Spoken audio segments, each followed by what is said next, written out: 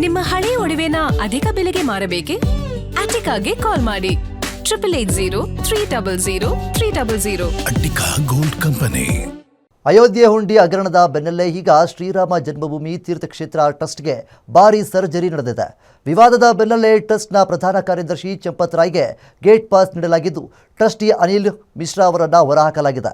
ಇತ್ತ ಇಡೀ ಹಗರಣದ ಬಗ್ಗೆ ರಾಜಕೀಯ ಜಟಾಪಟಿ ಮುಂದುವರೆದಿದೆ. ಈ ಕುರಿತು ಒಂದು ರಿಪೋರ್ಟ್ ಇಲ್ಲಿದೆ ನೋಡಿ. ಹುಂಡಿ ಹಗರಣ ಬೆನ್ನಲ್ಲೇ ರಾಮ ಮಂದಿರ ಟ್ರಸ್ಟ್ಗೆ ಸರ್ಜರಿ. ಟ್ರಸ್ಟ್ಗೆ ಹೊಸ ಬಾಸ್ ಎಂಟ್ರಿ, RSS ನಾಯಕನಿಗೆ ಪಟ್ಟ.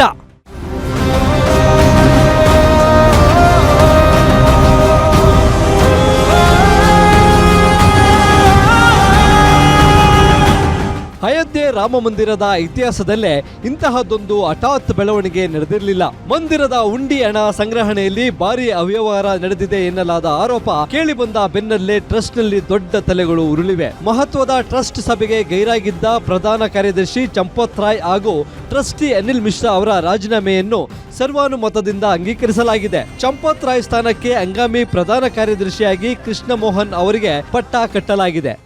उन्होंने स्वयं इस बात को हमें मूल क्लॉजेस को पढ़ करके दिखा करके समझाया कि you have got no choice.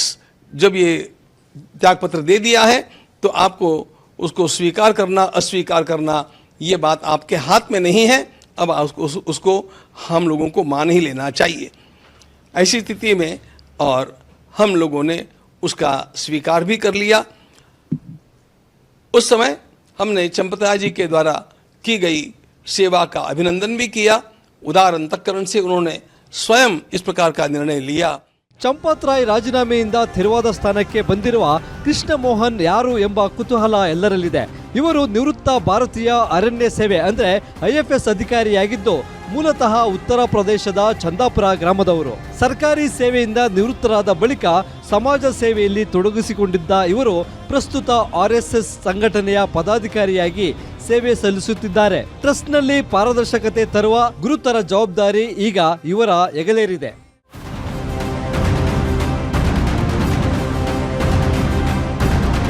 ಇತ್ತ ಅಯೋಧ್ಯೆ ಹಗರಣ ದೇಶಾದ್ಯಂತ ರಾಜಕೀಯ ಬಿರುಗಾಳಿ ಎಬ್ಬಿಸಿದೆ. ಕಲಬುರಗಿಯಲ್ಲಿ ಸಚಿವ ಪ್ರಿಯಾಂಕ್ ಖರ್ಗೆ ಬಿಜೆಪಿ ಮತ್ತು RSS ವಿರುದ್ಧ ಕಟು ಶಬ್ದಗಳಿಂದ ವಾಗ್ದಾಳಿ ನಡೆಸಿದ್ದಾರೆ. ರಾಮ ಮಂದಿರ ಕಟ್ಟಡದ ಉಸ್ತುವಾರಿ ಹೊತ್ತಿದ್ದ ಗೋಪಾಲ್ಜಿ ಅವರು 40% ಕಮಿಷನ್ ಪಡೆದು ತಮ್ಮ ಅಳಿಯನಿಗೆ ಕಾಂಟ್ರಾಕ್ಟ್ ನೀಡಿದ್ದರು ಎಂದು ಗಂಭೀರ ಆರೋಪ ಮಾಡಿದ್ದಾರೆ. ಪ್ರಾಣ ಪ್ರತಿಷ್ಠಾಪನೆ ಮಾಡಬಾರ್ದು, ಇನ್ನೂ ಕಂಪ್ಲೀಟ್ ಆಗಿಲ್ಲ ದೇವಸ್ಥಾನವನ್ನು. ನೆನಪಿದೆಯಾ ತಮಗೆ? ಯಾವ ಪುರುಷಾರ್ಥಕ್ಕೆ ಮೋದಿ ಅವರು ಹೋಗಿ ಅಲ್ಲಿ ಪ್ರಾಣ ಪ್ರತಿಷ್ಠಾಪನೆ ಮಾಡ್ತಾರೆ, ಅವ್ರಿಗೆ ಏನು ಯೋಗ್ಯತೆ ಇದೆ ಅಂತ ಕೇಳಿದೆವು. ನೆನಪಿದ್ಯಾ? ಅದೆಲ್ಲ ಈಗ ಆಚೆ ಬರ್ತಾ ಇದೆ ನೋಡಿ. ಆ ಜಗನ್ನಾಥ್ ಭವನಿಗೂ ಹೋಗಿರ್ತದೆ, ಕೇಶವ ಕೃಪಾಗೂ ಹೋಗಿರೋ ಸಾಧ್ಯತೆ ಇದೆ. ಈಗ ಇವರೆಲ್ಲರೂ ಕೂಡ ಯಾವ ಮೂಲ ಮಟ್ಟದಿಂದ ಬಂದಿರೋದು? ಈ 3 ಜನ ಆರೋಪಿ. ಇವತ್ತು ಟ್ರಸ್ಟ್ ಮೀಟಿಂಗ್ ಇದೆ ಅಂತ ಇದ್ದೀರಲ್ಲ, ಯಾರ ಬಗ್ಗೆ ಚರ್ಚೆ? ಚಂಪಕ್ ರಾಯ್, ಮಿಶ್ರಾ ಮತ್ತು ಗೋಪಾಲ್. ಇವರೆಲ್ಲರದು ಟ್ರೈನಿಂಗ್ ಎಲ್ಲಾಗಿರೋದು RSSನಲ್ಲಲ್ವಾ? ಮತ್ತು ಅಷ್ಟನ್ನ ಅವರಿಗೆ ಪಿತೃಭಕ್ತಿ ಇರ್ತದಲ್ಲ. ಇನ್ನು ಹುಂಡಿ ಹಣ ಕಳ್ಳತನ ಪ್ರಕರಣದ CBI ತನಿಖೆ ಕೋರಿ ಸಲ್ಲಿಕೆಯಾಗಿದ್ದ ಸಾರ್ವಜನಿಕ ಹಿತಾಸಕ್ತಿ ಅರ್ಜಿಯನ್ನು ಅಲಹಾಬಾದ್ ಹೈಕೋರ್ಟ್ ವಜಾ ಮಾಡಿದ್ದು ಸದ್ಯ ನಡೆಯುತ್ತಿರುವ SIT ತನಿಖೆಯನ್ನೇ ಮುಂದುವರಿಸಲು ಸೂಚಿಸಿದೆ. ಇತ್ತ ಇಡೀ ವಿವಾದದಿಂದ ನೊಂದಿರುವ ಟ್ರಸ್ಟ್ ಅಧ್ಯಕ್ಷ ಮಹಾಂತ ನೃತ್ಯ ಗೋಪಾಲ್ ದಾಸ್ ಅವರು ಪ್ರಧಾನಿ ಮೋದಿ ಮತ್ತು CM ಯೋಗಿ ಆದಿತ್ಯನಾಥ್ಗೆ ಭಾವುಕ ಪತ್ರ ಬರೆದಿದ್ದಾರೆ. ರಾಮಲಲ್ಲಾ ದೇಣಿಗೆಯಲ್ಲಿ ಕಳ್ಳತನ ನಡೆದಿರುವುದು ಕೋಟ್ಯಾಂತರ ಭಕ್ತರ ನಂಬಿಕೆಯ ವಿಷಯ. ನನಗೆ ಇದರಿಂದ ತುಂಬಾ ನೋವಾಗಿದೆ. ಈ ಪಾಪದ ಕೃತ್ಯ ಎಸಗಿದ ಯಾರೇ ಆದರೂ ಕಠಿಣ ಶಿಕ್ಷೆಯಾಗಬೇಕು. CM ಯೋಗಿ ಮತ್ತು PM ಮೋದಿ ಅವರ ಮೇಲೆ ನನಗೆ ಸಂಪೂರ್ಣ ನಂಬಿಕೆ ಇದೆ. ಒಟ್ಟಾರೆ ಕೋಟ್ಯಾಂತರ ಭಕ್ತರು ತಮ್ಮ ಕಷ್ಟದ ಹಣವನ್ನ ರಾಮನ ಪಾದಕ್ಕೆ ಸಮರ್ಪಿಸಿದ್ದರು. ಆದರೆ ಆ ಹಣಕ್ಕೆ ಕನ್ನ ಬಿದ್ದಿರುವುದು ಇಡೀ ದೇಶವನ್ನು ಬೆಚ್ಚಿ ಬೀಳಿಸಿದೆ. ಸದ್ಯ ಟ್ರಸ್ಟ್ಗಂತೂ ಸರ್ಜರಿಯಾಗಿದೆ.